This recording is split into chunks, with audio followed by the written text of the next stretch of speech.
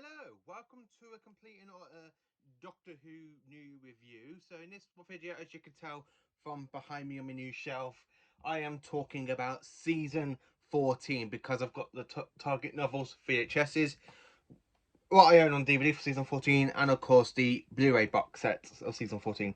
Season 14 is a fantastic season to begin with. We have Elizabeth Sladen's departure as Sarah Jane Smith. We have the introduction to Leela, and of course we have a whole story set on Gallifrey for the very first time as well in this season. So, how do I rank? What do I actually have to say for this season as a whole? This season, sitting down watching the Blu-ray a couple of weeks ago, I have to say this season is a brilliant season. I absolutely love this season, and it's not the first time I've watched it either. I've actually watched this season a lot of times because I own all the VHSs for this season now, with the Mask of Mandragora, Hand of Fear, Deadly Assassin, Face of Evil, Rebel's Death, and Talisman Chain. The same with the Target novel books, as you can tell.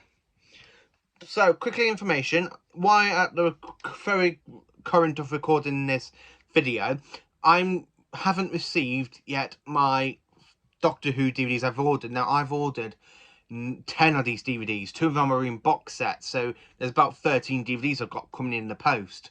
So I am going to be doing an unboxing video in a bit, as soon as they arrive later on today. So, anyway, season 14. Now, season 14 is a really incredible season. So I start off with the little mentions of what I have to say about this season. So we have the Mask of Mandragora. So the Mask of Mandragora, again, it's not really I don't really enjoy the Mask of Mandragora. I like the Mandragora Helix, but I find the story pretty boring, and the only good thing about it is where you see Tom riding a horse. But this story is not very entertaining to me. I'm surprised it feels more like it should have been in more of a season 15 story than a season 14, but it's still pretty okay. It's still quite enjoyable for fans, but yeah, still okay. So the Hand of Fear, Eldrad Must Live. Now, Hand of Fear is one of my favourite Tom Baker stories. I love Eldrad. I love how the radiation helps him to revive from just his hand, and he comes create himself into a new creature. As you can tell, I am wearing me Tom Baker scarf for this, because this is the last season we see Tom wearing his season 12 to 14 scarf. And of course we have the departure of Elizabeth Sladen in this, and I have to say, it's a really enjoyable story. I absolutely do love her Hand of Fear. I love it's really enjoyable one. It's very creepy in certain parts, especially when you have the Doctor take his scarf off to trip Eldrad down in the ravine to make sure he's dead properly. Even though he is being punished by his own people for his own crimes. But it's a really enjoyable one. So the Deadly Assassin. Now the Deadly Assassin is the best for Doctor versus Master story. So how can I say, the Doctor gets a kind of like a stress call in the TARDIS in the previous story, in the Hand of Fear, and it turns out to become a deadly plot of the Master. He makes the Doctor think the High President of Gallifrey is going to be assassinated, and he saw it in the TARDIS. It's like a kind of the Master took something out of the Matrix, what he saw, and transferred it into the Doctor's mind, and to make it possible, making the Doctor look like he shot the Lord President of Gallifrey. So of course we end up on Gallifrey. We have that scene with the Chancellor guards trying to get into the TARDIS and then chasing the Doctor, where the Doctor tricks them, goes into the lift and back into the TARDIS, and they're trying to put the TARDIS down to the museum because the TARDIS is classed as a Type 40 and it should not be running. And then of course we have the Master with Chancellor Gown. I can't remember his actual name. He's very good, the Master. He's like a burnt. Hang on, I think I've got it. Yes, I have. So in the story, we have this version of the Master, a burnt out corpse with golf ball eyes. And I have to say, it's a pretty good design. I absolutely quite like it. Now, this is the season that appears the Master for the first time since Frontier in Space in season 10. because Roger Delgado passed away and the Master returned as a new actor as a burnt out corpse. I don't know why they could just not just make him regenerate into... Anyway, the Master is on his 12th life, wants to gain his new power, get a new strength of life by opening the Eye of Harmony, which could destroy Gallifrey. And his plans are foiled by the 4th Doctor. So moving on to the Face of Evil. Now, the Face of Evil, again, it's not pretty... It is okay, but not pretty good, as the same level as the Mask of Mandragora. But it's very good, though. It introduces us to Leela. We end up finding out that the Doctor, before he went off in his travels, he had a little bit of an adventure, went onto a spaceship, and the computer, Saldra, the computer copied the Doctor's face print, mind, and yeah, it's quite an enjoyable one. Now, the next one, we have one of my personal favourite stories of this season, The Robots of Death. Now, I really love Robots of Death because it's a really good murder mystery story. It really does. It is a very good murder mystery. I won't say any much about that, though, because if you haven't seen any of these stories, I don't want to spoil it for you. I actually do want you to sit down and watch them yourself. But The Robots of Death is a pretty good story. I absolutely love it. When they literally have the robot go, kill the Doctor. Kill the Doctor. I absolutely kind of do love that with it killing. And then you got Leela with the knife going straight into the back of the android. It's pretty good, actually. It's a really, really good one. And it's a really good murder mystery story. So if you're into murder mysteries, if you're into anything to do with murder, and I do have to suggest, watch The Robots of Death. As you can tell, I've owned the Target novel book here, VHS, the DVD, and of course the Blu-ray box set, which is down here on the 3rd shelf. Well, 4th shelf, really. So then we come up to the last story of the season, The Talents of Wing Chiang.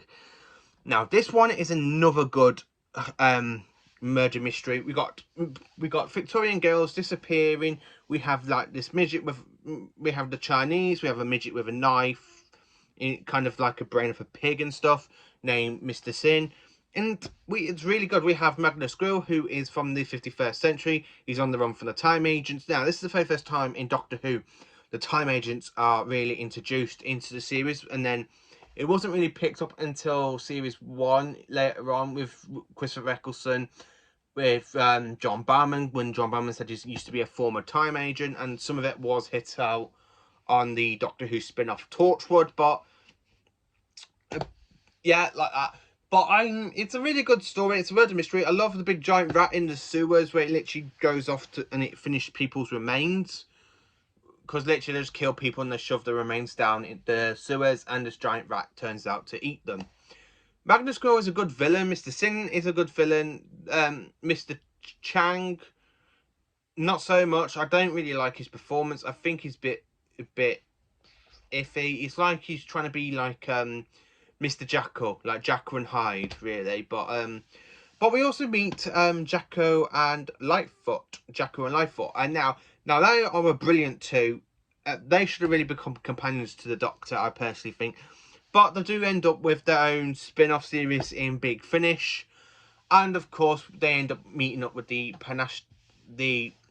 gang with Fastra, Jenny and Strax. So that's actually quite good to listen to. I've only listened to one story and it was on YouTube a couple of weeks ago, and it was on there, and I can't find it since because it's been took off.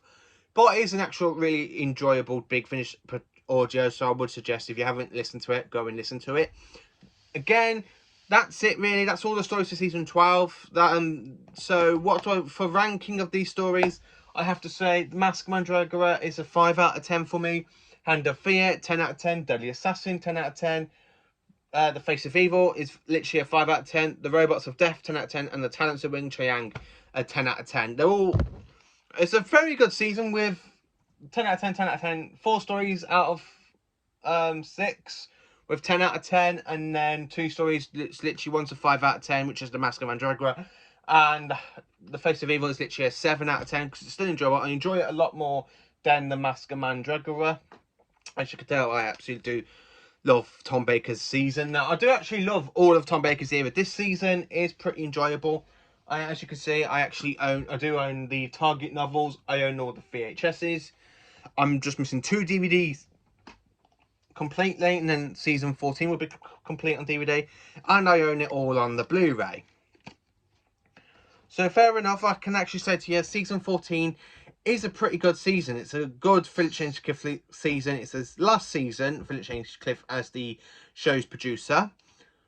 But I have to say, he goes out with a bang. I absolutely love Talents of Wing Chiang, I really do. Robots of Death, again, is a very good murder mystery. I love murder mystery stories. I love for season 23, I have to say, I love the Terror the Vervoids for murder mystery. I do love when Doctor Who does a kind of murder mystery twist. It's really good and really interesting, and you wouldn't expect it to be robots when the first person gets strangled. It is actually a really good season and quite enjoyable. And of course, this season has the return of the Master, who again does not appear until season 18. So he has like a 3-season break and then come back, and then he's in all through the 80s. So yeah, fair amount. Season 14, really enjoyable. Just the Mask and Androgora ain't. If you read the Target novel book, I have to be honest with you, I had to get. I have tried reading it, but I struggle with me reading. So I am trying to get there with the reading, so I'm trying to get better with it by reading them. Of course, as you can tell, I own all the VHSs, so I own all the Target novels, the VHSs. The DVDs, as I said, I'm only missing 2, which is The Mask of Mandragora and The Deadly Assassin, and I got them all complete on Blu-ray. Now, this is one of the seasons I actually have complete nearly on all 4 different formats, with the book, VHS, DVD, and Blu-ray, because season 12 is nearly complete on DVD and Blu-ray. It's just video, I think. Yeah, that's it. Season 16. Season 16 is the only one I've got complete on DVD and VHS. So I think for book-wise, I actually think this is the only season I've got complete for all, or nearly complete for all the different versions of them, through the Target novel books, the VHSs, then the DVDs, and then the Blu-rays.